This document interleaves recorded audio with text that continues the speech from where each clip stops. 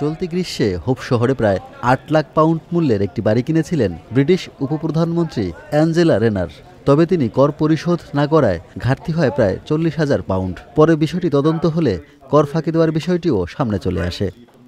পরে কর ফাঁকির অভিযোগ স্বীকার করে শুক্রবার পদত্যাগ করেন উপপ্রধানমন্ত্রী অ্যাঞ্জেলা রেনার। ব্রিটিশ প্রধানমন্ত্রী কিয়ার স্টারমারকে পাঠানো পদত্যাগপত্রে রেইনার বলেন, নতুন বাড়ি কেনার পর কর সংক্রান্ত বিষয়ে তিনি কোনো বিশেষজ্ঞদের পরামর্শ নেননি। এজন্য তিনি অনুতপ্ত।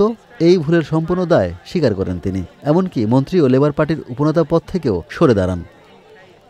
অ্যাঞ্জেলা রেনার পদত্যাগের পর মন্ত্রিসভায় একের পর এক পরিবর্তন করেছেন প্রধানমন্ত্রী কিয়ার স্টারমার। এতে দেখা যায় রেনারের স্থলাভিষিক্ত হন পররাষ্ট্রমন্ত্রী ডেভিড ল্যামি। তিনি একই সাথে উপপ্রধানমন্ত্রী ও বিচারমন্ত্রী হিসেবে নিয়োগ পান। পররাষ্ট্রমন্ত্রী হিসেবে আসীন হয়েছেন ইভেট কুপার। শাবানা মাহমুদ হয়েছেন নতুন স্বরাষ্ট্রমন্ত্রী। মন্ত্রিসভায় অন্য পরিবর্তনগুলোর মধ্যে ওয়ার্ক অ্যান্ড পেনশন সেক্রেটারি হয়েছেন প্যাট ম্যাকফ্যাডেন। সাবেক পরিবেশ মন্ত্রী স্টিভ রিড এখন নতুন হাইজিং সেক্রেটারি। স্টিভ রিডের স্থলাভিষিক্ত হয়ে পরিবেশ মন্ত্রী হয়েছেন এমা রেনল্ডস। বিজনেস সেক্রেটারি হয়েছে পিটার কাইল। এর আগে এই দায়িত্বে ছিলেন জোনাথন রেনল্ডস।